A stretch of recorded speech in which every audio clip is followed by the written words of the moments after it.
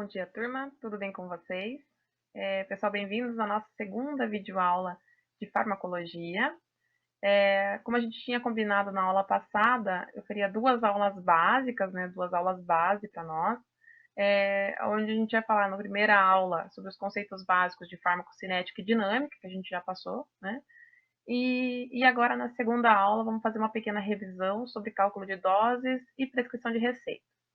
Eu tenho consciência que vocês viram bastante também de cálculo de doses com o professor Rafael e prescrição de receitas. Vou tentar passar de uma forma bem simples para vocês como que é feito o cálculo de doses, né? Para que não fique muito chato para quem já está cansado de ver sobre isso. Ok? Então, para essa aula, o que eu planejei? Que a gente visse algumas apresentações de fármacos, né? Fármacos injetáveis, fármacos em solução ou comprimidos, drágeas, né? Como que eles vêm. Cálculo de concentração, né? Como que a gente vai fazer os fármacos estarem em miligramas por ml, né? Vamos transformar porcentagens em miligramas por ml. O cálculo de doses em si. Vamos dar uma olhada aí nas principais fontes de pesquisa para encontrar as doses de fármacos, né? Uma dificuldade aí do nosso curso, que nós temos muitas espécies e diferentes dosagens para cada espécie, então onde que a gente vai encontrar essas dosagens? Prescrição de receitas, como que a gente vai fazer essa prescrição, e os tipos de receituários. Então, começando pela apresentação dos medicamentos. Como que eles são vendidos a nós, como são fornecidos para nós, médicos veterinários, e como que a gente vai passar a fornecer esses medicamentos para os nossos pacientes. Né? Temos dois exemplos aqui de dipirona, né? Nesse caso aqui a gente tem a dipirona monoidratada e dipirona sódica, tá? Agora caiu essa nomenclatura de dipirona sódica, tá? Ela vem somente com esse nome de monoidratada, não mudou nada na dipirona, mas esse aqui é o nome antigo dela. É a mesma dipirona, a mesma molécula, tá? Que vem em duas apresentações diferentes. Nessa apresentação aqui, né, um medicamento genérico, a gente viu já sobre isso na aula passada. Essa apresentação, ela vem para uma solução oral. Então, ela vem específica, uma solução específica, preparada já para sofrer a acidificação do estômago. Essa solução, ela é compatível com o trato gastrointestinal, então ela não é irritante e ela pode ser feita por via oral, ok? Enquanto aqui eu tenho uma outra solução, essa, por sua vez, injetável, né? Não apta para via oral, apesar de que ser a mesma dipirona, né? Não tem uma indicação por via oral. E essa aqui a gente pode fazer ela tanto por via intramuscular quanto por via intravenosa, essa dipirona, né? Em alguns casos a gente até pode aí arriscar uma dipirona subcutânea, mas é bastante dolorido, porque tem um veículo muito oleoso, né? Então a gente tem umas indicações diferentes aí da dipirona. Okay? O que eu chamo a atenção de vocês? Que essas apresentações, elas vêm diferentes, né? Elas vêm com uma composição diferente, não relacionada diretamente ao princípio ativo, e sim ao excipiente, ou aquilo que está diluindo essa dipirona. Legal? Então, é a mesma dipirona nos dois casos. Efeitos colaterais vão ser o mesmo nos dois casos. A dipirona, ela vai fazer aí efeito em trato gastrointestinal, né? Ela é um anti-inflamatório não esteroide, a gente vai falar mais sobre isso mais à frente, né? É considerada aí um tipo de anti-inflamatório, apesar dela ter umas particularidades, né, da dipirona, mas ela vai causar aí dor no estômago, né? Vai aí acabar causando uma acidificação do estômago. Legal? Isso tanto na forma oral quanto na forma injetável, porque é a mesma molécula. Tá? Então, não é porque ela foi feita por via oral que ela vai causar mais dor de estômago do que se ela for feita somente por via injetável. O pessoal confunde bastante isso. Legal? Nos dois casos aqui, ela está diluída 500 miligramas a cada 1 ml. Se vocês perceberem aqui, ele tá ml aqui, né, escondidinho, a gente tem 1 ml, tá? Então, é 500 miligramas de dipirona em 1 ml dessa solução. E essa solução tem um total de 10 ml. Legal? Aqui mesma coisa, é o D500, né? É o antigo D500, agora mudou um pouquinho a nomenclatura, mas ele é 500 miligramas a cada 1 ml. Legal? E aqui dentro tem um frasquinho de 50 ml. Mesmo assim, ele tem a cada 1 ml 500 miligramas. Tranquilo isso? Né? Então, a dipirona ela é comprada pura, em pó, e aí vem a farmácia veterinária, vem o laboratório e transforma ela, deixa ela disponível na forma líquida.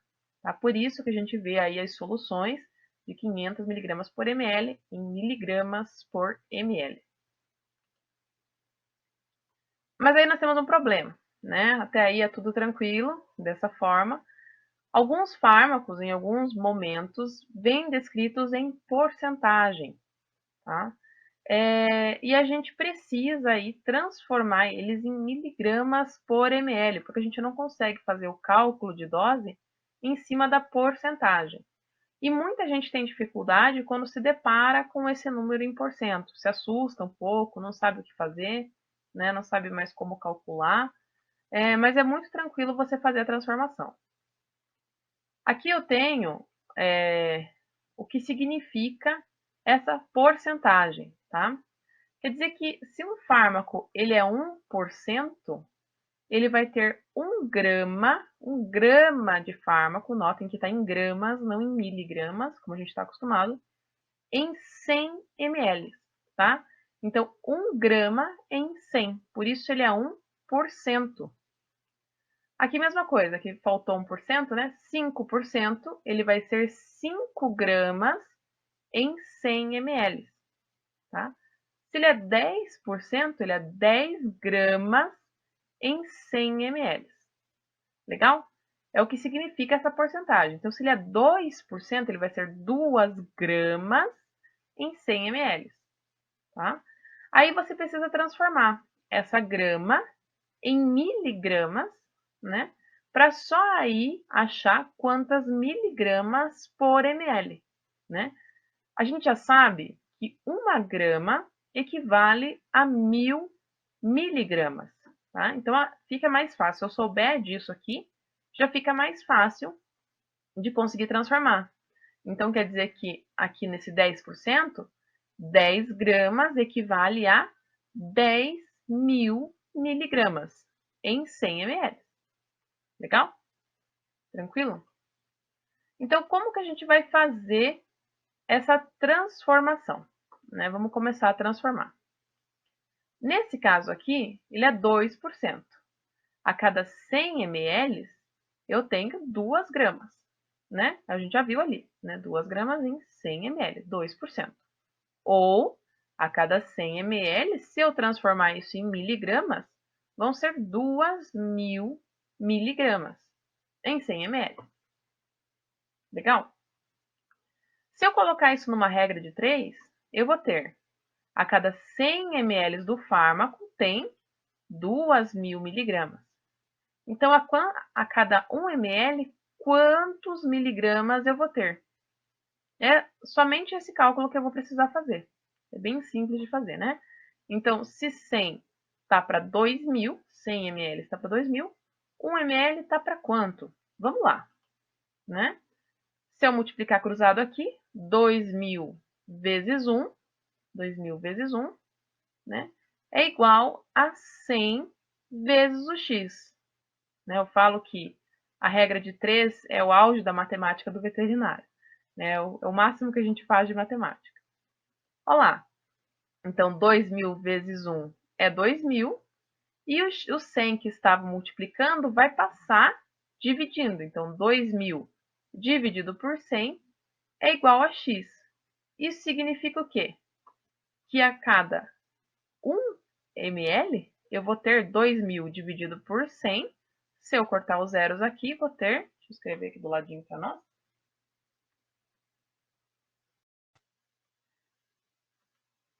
Então, vamos ver, pessoal, como que eu vou fazer essa transformação. Eu vou pegar o Maxican a 2%, quero fazer o cálculo com ele. mas não consigo trabalhar em porcentagem, preciso transformar ele em miligramas por ml. Tá? Então, como é que a gente vai fazer? 2% significa que a cada 100 ml eu tenho 2 gramas, né? É o que a gente sabe. 2 gramas em 100, 2%, né? Ou seja, se eu transformar esse 2 gramas em miligramas, a cada 100 ml eu tenho 2.000 miligramas, né? Porque a gente já sabe que 1 grama equivale a 1.000 miligramas. Então, 2 gramas equivalem a 2.000 miligramas. Deixa eu colocar para baixo aqui, que eu paro de incomodar, né? Sabendo disso, eu preciso transformar agora, né? 2%, então eu tenho a cada 100 ml, 2.000 miligramas. Essa é uma relação que eu já tenho, eu já coloco aqui na primeira linha do meu cálculo, 100 ml está para 2.000 miligramas. O que eu quero descobrir é quantas miligramas em 1 ml, né? Então, eu tenho aqui, a cada 1 ml, eu não sei esse valor, não sei quantas miligramas eu tenho. Isso aqui, gente, é uma regra de 3 bem simples, né? Não tem segredo nenhum, tá? Para a gente estar fazendo. Então, para mim fazer esse cálculo, eu vou multiplicar cruzando, né? O 100 vezes o x e o 1 vezes 2.000, né? Vai ficar mais ou menos dessa forma aqui. 2.000 vezes o 1 é igual a 100 vezes x, né? Bem tranquilo, bem fácil de ser feito esse cálculo aí, né? 2.000 vezes o 1 vai ficar 2.000, né? Porque número vezes 1 é ele mesmo. E o 2.000 divididos pelo 100 vai ficar, se a gente cortar aqui, né? Vai dar igual a 20. Entenderam o cálculo? 2.000 vezes 1 igual a 100 vezes x. 100 estava multiplicando, ele vai passar dividindo, né? Vai ficar esse cálculo aqui. 2.000 dividido por 100 é igual a 20. Quer dizer, então, que se eu substituir o x aqui por 20 miligramas, a cada 1 ml eu tenho 20 miligramas. Então, no medicamento a 2%, significa que ele tem 20 miligramas por ml, né? Facinho, tranquilo. Você pode fazer toda vez esse cálculo inteiro, não tem problema, né? Mas, no nosso dia a dia, a gente tenta facilitar e não usar essa regra de 3, justamente para economizar tempo.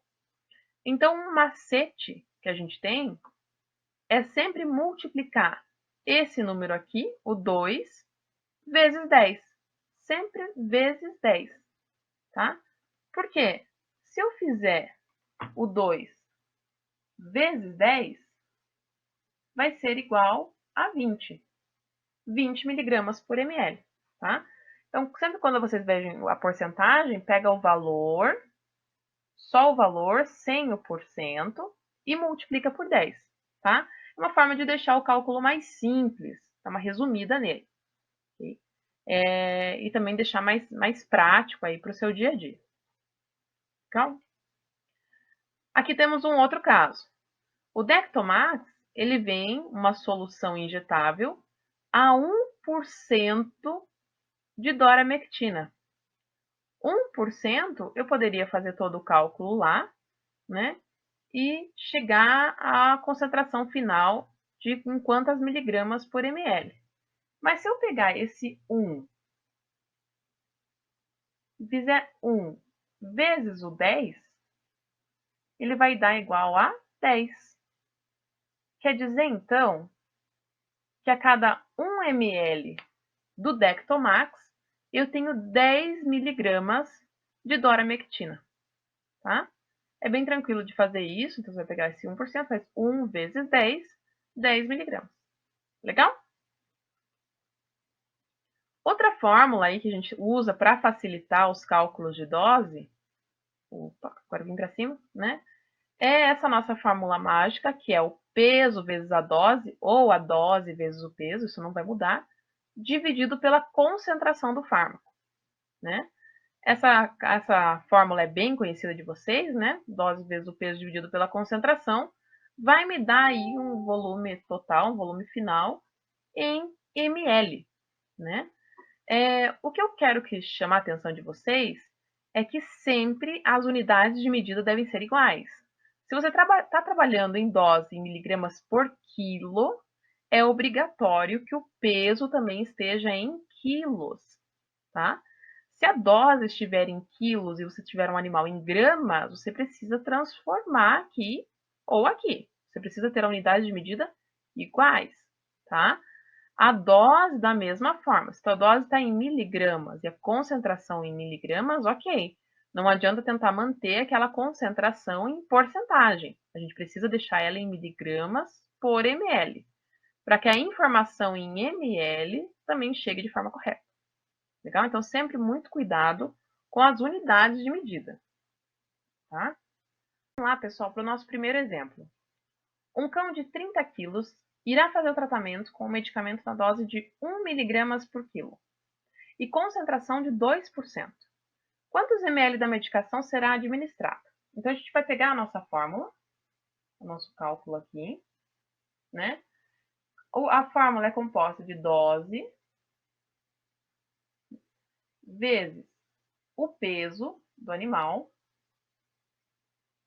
dividindo pela concentração. É assim que a gente vai fazer. Opa, a letra ficou um negócio, né? Essa vai ser a fórmula, né? Então, a gente tem a dose. A dose é 1 miligrama por quilo. Ela está em miligramas por quilo. Então, a dose é 1. O peso desse animal é 30 quilos. E a concentração está em porcentagem. Eu não posso deixar essa concentração aqui em porcentagem. Eu preciso transformar ela. Para transformar porcentagem em miligramas por ml, eu vou pegar só esse valor, o número aqui, 2, e vou multiplicar ele por 10. 2 vezes 10 vai dar 20. Então, é um fármaco a 20 miligramas por ml, né? O resultado final desse cálculo aqui vai ser 1 vezes 30, e vai dar 30. 30 divididos por 20, estou fazendo aqui junto, vai dar 1,5 ml, tá? Então, quer dizer que esse animal vai receber 1 ml e meio dessa medicação. 30 divididos por 20, 1,5. Legal? Desculpa a letra, pessoal, que eu escrevo aqui na tela, fica um negócio muito doido, tá? Eu vou deixar para vocês vários exercícios de cálculo de doses e peço para que vocês vão tentando solucionar a dúvida ali pelo chat, tá? Enquanto a gente está online, tentem solucionar as dúvidas de vocês, ou quem está fazendo a videoaula um pouco mais tarde ou fora do horário de aula, deixa sua dúvida também no chat ali da plataforma mesmo, que eu vou resolvendo aos pouquinhos as dúvidas de todos, tá? Então, o resultado final aqui, 1 ml e meio. Legal? Da onde que a gente descobre essas doses de 1 miligrama, 10 miligramas por quilo, né? Como que a gente vai se basear nisso? Existem, pessoal, vocês que vão sair agora mais para estágio, né? Já estão indo para a parte prática do curso de verdade, né? Vocês vão se deparar com algumas situações que vocês não vão saber de cor, né? Todas as doses, ainda mais sabendo que para nós a gente tem várias espécies, particularidades, casos mais críticos, animais com pouca proteína, muita proteína, você tem que regular a dose dos fármacos, né? Então, eu recomendo para vocês, quem gosta de livro para achar a dose de fármaco, o Bretas, o bom e velho Bretas, né? Que é esse livrinho aqui, que está na 4ª edição, ele foi lançado agora a última edição em 2019. E é um livro bem pequeno, de capa mole, super legal para deixar na bolsa, deixar no carro, né? Como um livro de consulta rápido, onde ele tem aí um índice terapêutico, né? Muitas doses de vários fármacos para muitas espécies. O Bretas é um guia bem completo, onde eu recomendo para que vocês consultem as doses dos fármacos, né? Além disso, ele faz uma pequena revisão de cada fármaco para vocês darem uma sintonizada aí, como que atua o fármaco, uma interação ou contraindicação, ele é bem interessante, né? Quem vai trabalhar com silvestres, né, no Bretas, ele tem algumas informações relacionadas a silvestres, animais mais tradicionais, né? Alguns como coelhos, macacos, algumas aves, ele até tem as informações. Porém, né, animais muito exóticos, diferentes mesmo, né, ou mesmo répteis, tartaruga, né, ou animais bem diferentes mesmo, diferentes espécies de aves, aves aquáticas, que têm metabolismo diferente, né, galinhas e codornas, que são animais que precisam de doses de fármacos muito diferentes. Eu recomendo que vocês tenham esse formulário de animais exóticos aqui. Esse formulário, ele é um livro bem legal, não é muito grande, é um livro em capa dura, né? Mas, infelizmente, ele parou a tradução dele na terceira edição.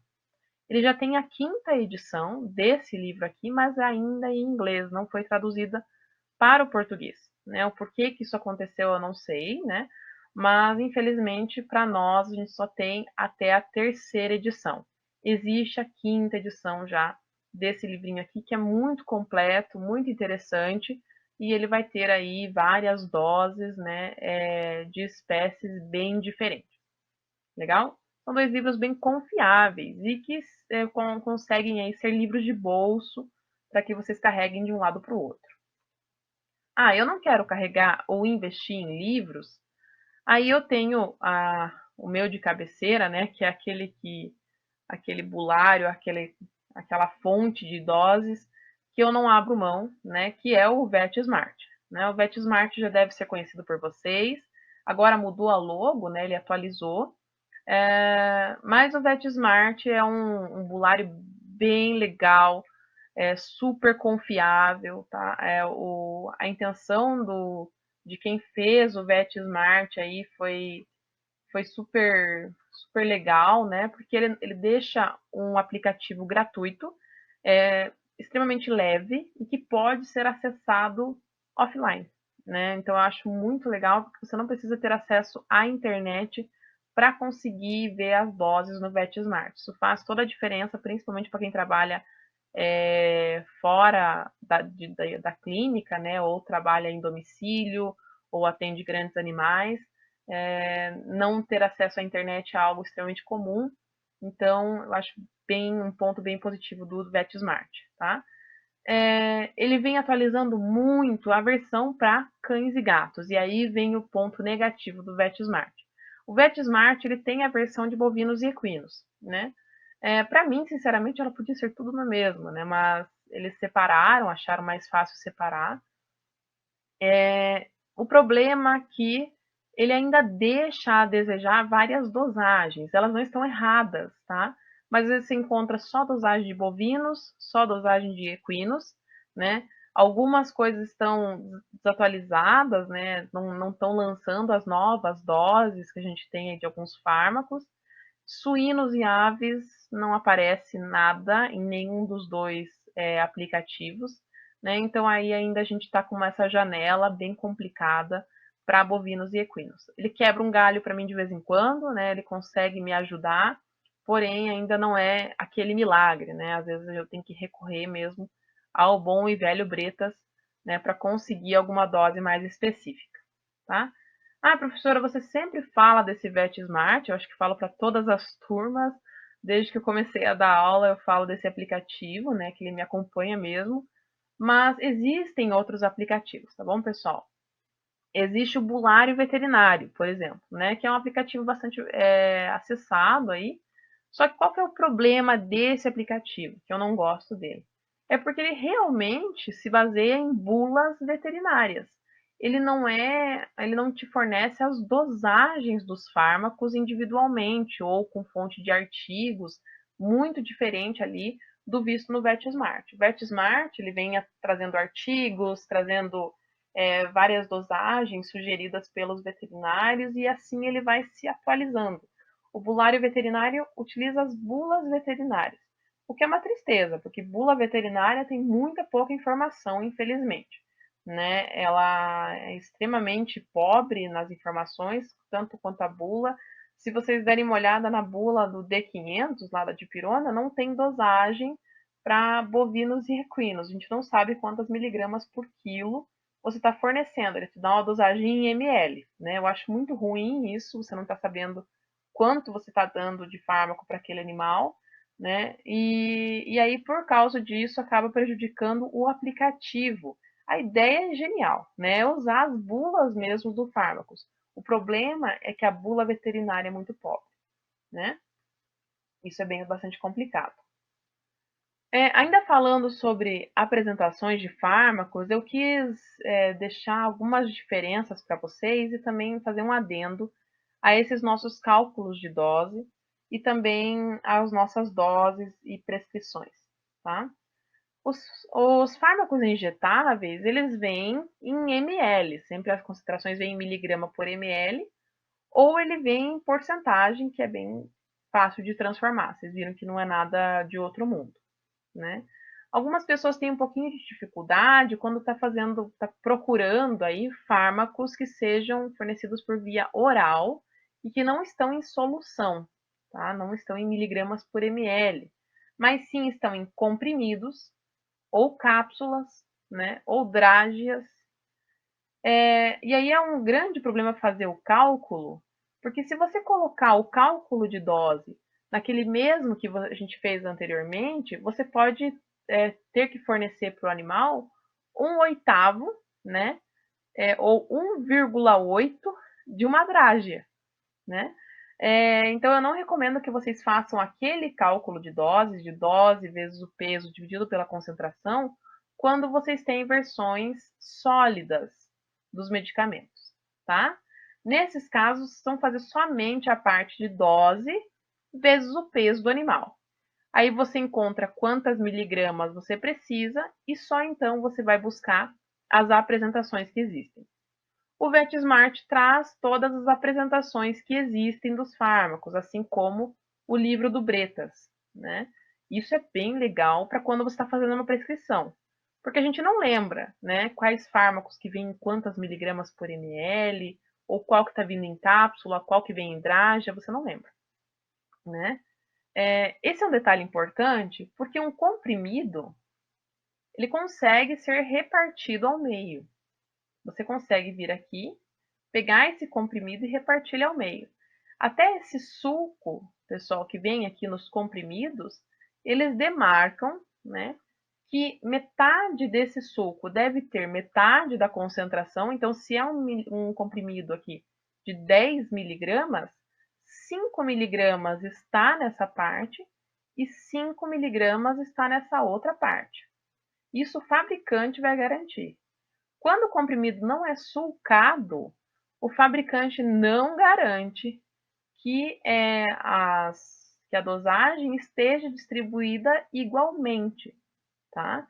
Então, o indicado sempre é utilizar somente os comprimidos sulcados para dividir, né? Porque aí você tem garantia que aqui tem 5 miligramas e aqui tem 5, aqui tem metade, aqui tem metade. Se ele não é sulcado, se ele vem inteiro, o fabricante não garante em que parte do comprimido estão as miligramas correspondentes, tá? Lembrando que o comprimido ele não é composto somente pelo seu princípio ativo, mas também por todo o recipiente, que vai dar o formato, que vai deixar ele ficar nessa coloração, ou que vai dar ele um cheiro diferente, um sabor diferente, né? Esse recipiente aqui é que vai compor o restante do comprimido, ok?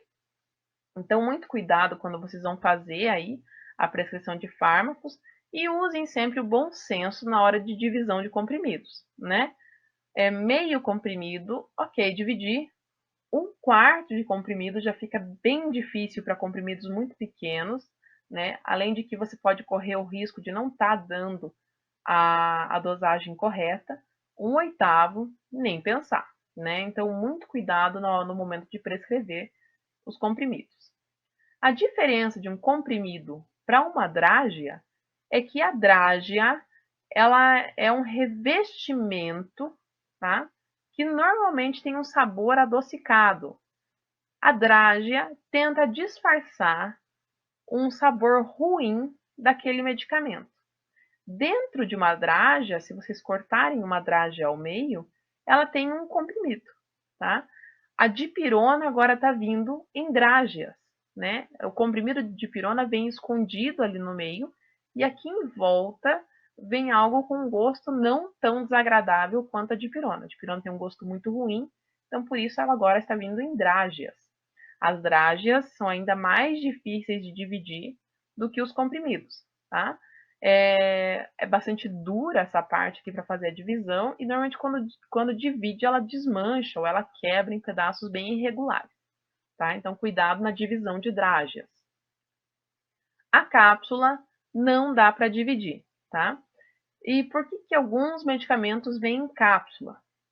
A cápsula protege o fármaco do ácido do estômago, tá?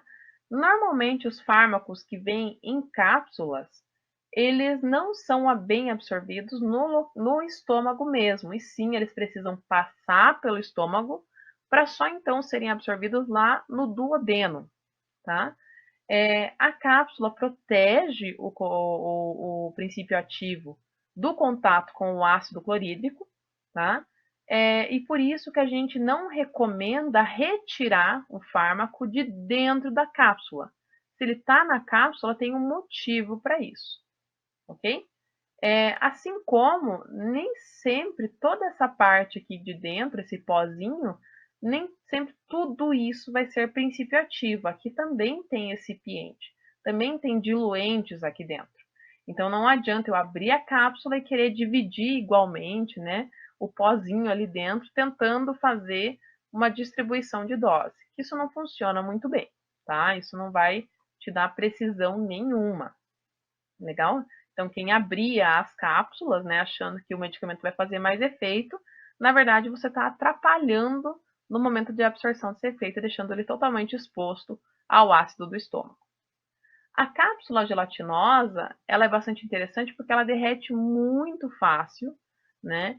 E ela tem uma característica de deixar a ação do fármaco mais rápida, né? Porque você ingere uma cápsula que logo é dissolvida e logo ela é absorvida, porque as formas líquidas são absorvidas mais facilmente, né? Então, a cápsula gelatinosa, também muito cuidado no momento de prescrever, eu não consigo dividir ela ao meio, né? Eu vou estourar a cápsula e não vai fazer sentido nenhum. Né? Então, muito cuidado no momento de você ver as apresentações dos fármacos e poder explicar aí para o proprietário como que ele vai utilizar cada uma dessas apresentações. Por isso, sempre utilizem bulários ou então a literatura que seja mais atualizada em relação às apresentações. Os fármacos vão mudando de apresentações, né? De acordo aí com a ciência, com as descobertas, eles vão mudando. Então, sempre tentem se atualizar e, na dúvida, dá para ligar na farmácia para saber se realmente você está prescrevendo o fármaco de maneira correta ou não. Okay? Prescrição de receitas. Então, o que é uma receita? Uma receita é uma ordem escrita de próprio punho com letra legível. Tá? Eu faço um adendo aqui, porque agora, além de a gente poder escrever ela manuscrita, você também pode fazer uma receita digitada. Tá? Porque essa letra legível aqui nem sempre é possível. Né? A gente tem alguns exemplos de acadêmicos aí que não tem letras legíveis, né? Mas não é um problema, você pode fazer a tua receita digitada, sem problema nenhum. A única coisa que tem que ter a sua letra é a assinatura final, tá? Mas a receita em si pode ser digitada. Feita por um profissional devidamente habilitado para transmitir instruções, olha lá, instrução ao paciente e farmacêutico. Então, eu preciso, pela minha receita, mandar instruções tanto ao farmacêutico quanto ao meu paciente. Uma receita é um documento, então a gente não utiliza canetas coloridas para fazer as receitas, né? Normalmente a gente faz de tinta azul ou preta, né? Digitado também a gente vai usar a cor preta, sempre fontes aí que sejam bem legíveis, né? Nada de muito enfeite, porque isso é um documento, ok? O êxito no tratamento está relacionado à qualidade da prescrição feita ao paciente. Não adianta eu mandar para o meu cliente um super fármaco, pedir para ele comprar o fármaco e no momento da receita eu errar, né, e pedir para ele dividir a cápsula gelatinosa, dividir a cápsula em si, né? Faça 1/8 daquele comprimido. Não, esse paciente não vai ter êxito nesse tratamento, né? Ou então eu errar no momento da minha receita e ao invés de fazer 2 vezes ao dia, fazer 1 vez ao dia daquele fármaco, né? Eu preciso fazer com que o meu cliente entenda a receita, o farmacêutico entenda o que o meu cliente precisa, né? E eu também faça com isso de uma forma formal, já que isso é um documento.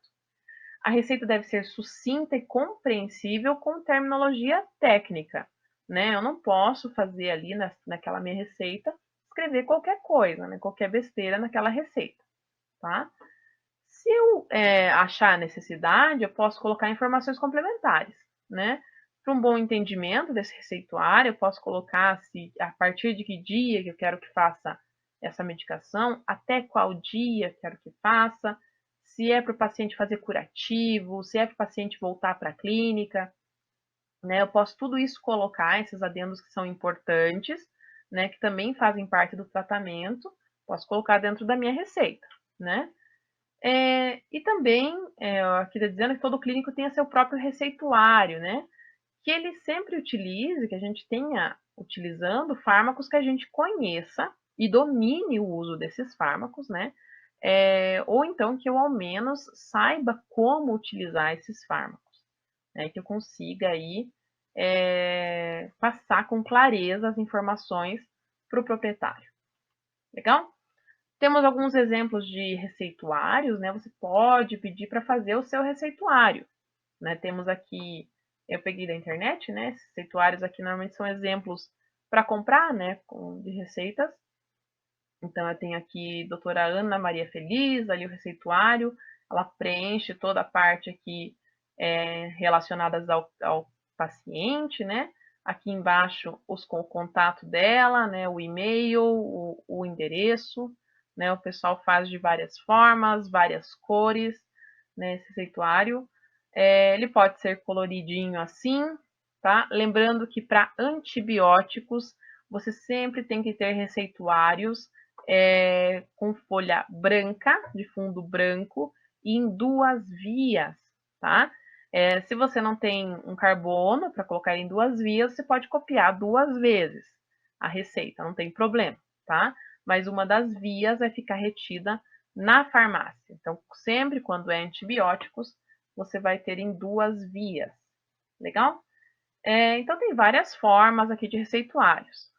Mas já vou avisando para vocês que não é obrigatório que você tenha um receituário nesse formato. Você pode fazer a receita numa folha de papel sulfite, não tem problema nenhum, tá? O que conta sempre é que uma receita é um documento, você precisa considerar ela um documento, né? Então, sempre muito cuidado na manipulação dela, né? Que seja um papel limpo, um papel bem apresentável, tá?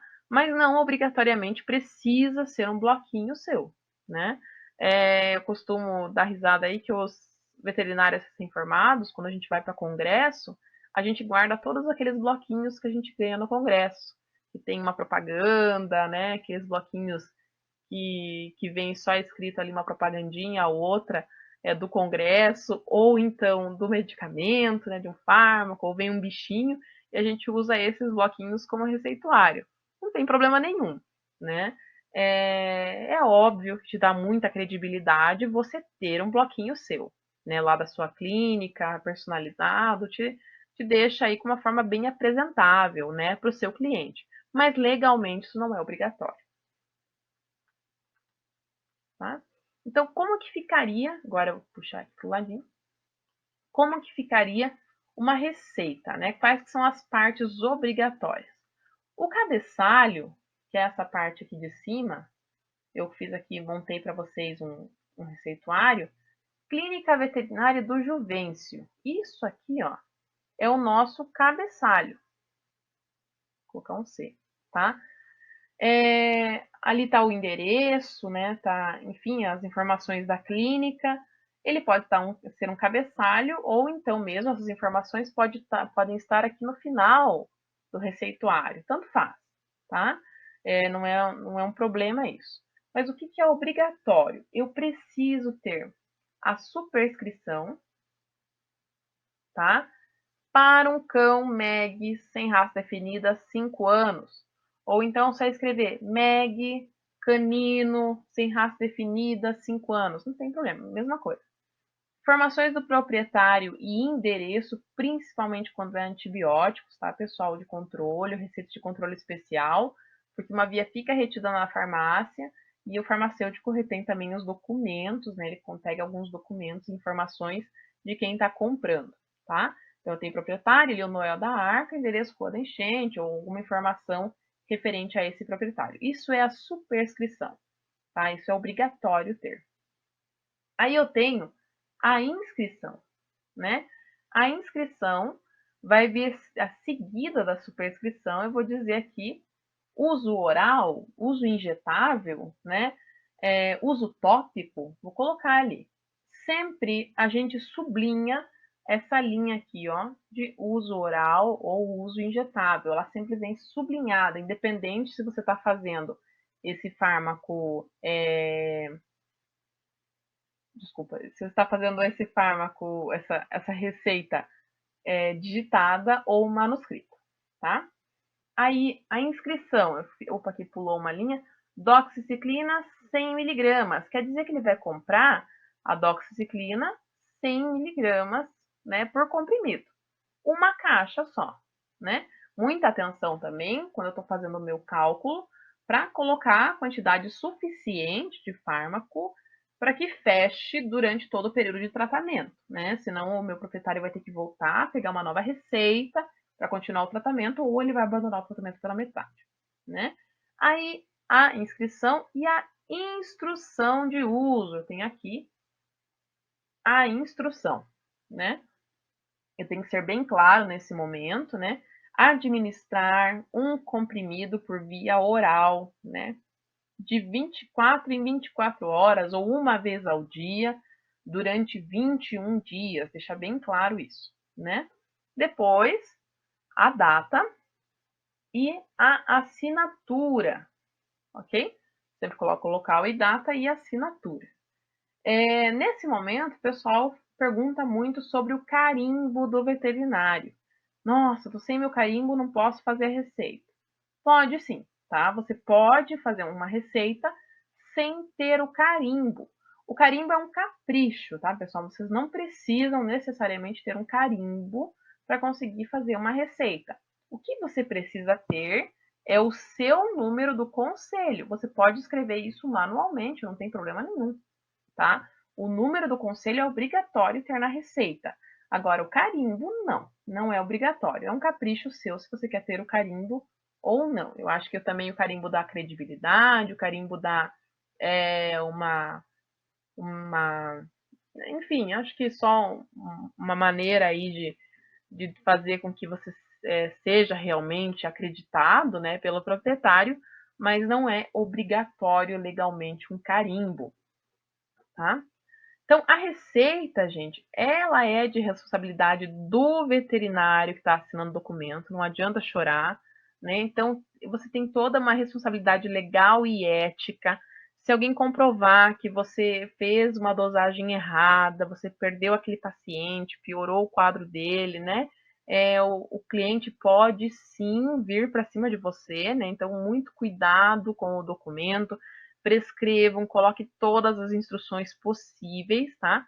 E a receita reflete sua competência e dedicação profissional. Então, por isso, muito cuidado com a aparência da receita, né? Com que papel que você está usando. Ah, eu posso usar uma folha em branco? Pode, mas muito cuidado com essa folha em branco. Veja a forma que você vai, se você vai cortar, se você não vai, né? Se não está tudo torto, enfim, bastante cuidado, muito capricho em relação à receita de vocês, acima de tudo, porque ele reflete aí, ó, o profissional que você é. Se você faz uma receita toda feia, rabiscada, de letra que não dá para entender nada, né, uma folha suja de papel, dá para entender o tipo de profissional e a credibilidade ao qual você está dando ao seu trabalho, né?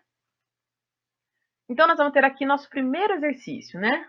Para um cão de 20 quilos, o antibiótico enrofloxacina, na dose de 5 miligramas por quilo subcutâneo BID, durante 7 dias. A apresentação do produto, uma solução injetável a 5%, frasco com 10 ml. Então, a gente acha no mercado a solução a 5%, frasquinho com 10, e eu vou pedir para o proprietário fazer subcutâneo, né, 2 vezes ao dia, 5 miligramas por quilo de enro durante 7 dias. Como que a gente vai fazer essa receita, tá? Eu tenho aqui, né? Primeiro vamos fazer esse cálculo. Eu tenho que calcular quantas miligramas, então quantos ml ele precisa administrar. Depois disso, tem que calcular ainda quantos frascos ele vai precisar comprar. Se um frasco só, se dois, se três, não sei quantos frascos ele vai precisar comprar. Como que eu faço esse cálculo aqui dessa receita? Vamos lá. Eu tenho um cão, né? Pego a fórmula é dose vezes o peso dividido pela concentração, tá? A dose aqui é 5 miligramas por quilo, o peso é 20 e a concentração desse frasco, eu acho ele a 5%. Poxa, eu tenho que transformar, não pode ficar 5%. 5% para transformar, eu faço 5, pego só o valor 5 vezes 10. É 50 miligramas por ml, né? É assim que a gente vai fazer. Fazer o cálculo aqui. 5 vezes o 20, dividindo pelo 50, vai dar um valor total de 2 ml. Ou seja, né? Esse animal vai precisar tomar 2 ml, né? BID quer dizer o quê? 2 vezes ao dia, né? Então, ele precisa tomar 2 ml 2 vezes ao dia, quer dizer que por dia, vezes 2, ele vai tomar 4 ml, né? Então, a cada 12 horas, o proprietário vai injetar 2 ml, né? Então, num dia inteiro, 4 ml. Estou fazendo esse cálculo porque eu preciso saber quantos frascos o proprietário vai comprar. Se por dia são 4 ml, eu vou prescrever por 7 dias. 4 vezes 7. Isso vai dar quanto? 4 vezes 7 vai dar 28 ml. Eu fiz na calculadora, eu juro para vocês que eu fiz 4 vezes 7 na calculadora. 28 ml de fármaco que eu preciso. Ou seja, 2 frascos não contemplam, né? 2 frascos vão ter 20 ml. Então, o proprietário vai precisar comprar ao menos 3 frascos para que ele consiga terminar o tratamento. Legal? Então, eu já estou sabendo disso. Que ele precisa de pelo menos 3 frascos e a cada aplicação ele vai fazer 2 ml. Como que eu vou escrever isso para o proprietário? Eu tenho aqui o meu receituário, né? Clínica veterinária do Zezé, né? Tenho ali a minha clínica. Para o cão, vou escrever o nome do cão. Vamos lá, Totó, macho de 20 quilos, que é o nosso animal. Vou escrever ainda que é de uso injetável, a gente sempre sublinha, né? É de uso injetável. Enrofloxacina, o que ele vai comprar? Ele vai comprar enrofloxacina 5%, solução injetável. Isso aqui, gente, é o que eu vou dizer para o farmacêutico, o que ele está comprando, tá? Algumas pessoas colocam aqui o nome comercial do fármaco, tá? Mesmo que você coloque o nome comercial, não é obrigação do proprietário comprar o fármaco que você prescreveu, tá? O farmacêutico pode recomendar um similar ou um genérico para aquele fármaco. Tá? Então, por mais que você coloque aqui o nome comercial, não é obrigação do proprietário. Se você quer que o proprietário compre aquela marca, aquele medicamento, você fala para o proprietário, mas isso não garante que ele vá comprar. Tá? Então, enrofloxacino 5%, solução injetável, ele vai comprar 3 frascos. Tá? Sobre esses 3 frascos aqui, gente, eu tenho várias formas de abreviar, tá? Várias abreviaturas, ok? Que vocês vão ter um padrão a seguir. Se vocês quiserem, podem tirar um print da tela, né? Ou então dar um pause para vocês conseguirem copiar, tá? Como que vocês vão fazer essas abreviaturas. Deixei também aqui algumas abreviaturas que podem ser úteis aí para vocês em relação ao prontuário dos pacientes. A gente não deixa escrito assim para os clientes na receita, tá? Mas esse ladinho aqui interessa bastante para deixar nas receitas, tá? Que daí dá para usar essas simplificações aí na receita, ok? Vou dar um tempinho para vocês poderem estar printando, né? Ou parando o vídeo para conseguir copiar. Continuando a receita, agora eu vou fazer a inscrição, vou dizer o que ele vai fazer com esse medicamento que ele comprou. Então, administrar por via subcutânea, né? Ou então, se você vê que o proprietário às vezes tem um pouco mais de dificuldade de entender, vocês estão pegando jeito sobre isso, né? Coloca debaixo da pele, né? Escreve debaixo da pele, de uma forma que o proprietário consiga entender, né? 2 ml a cada 12 horas por 7 dias. Ou então 2 ml 2 vezes ao dia, não tem problema também.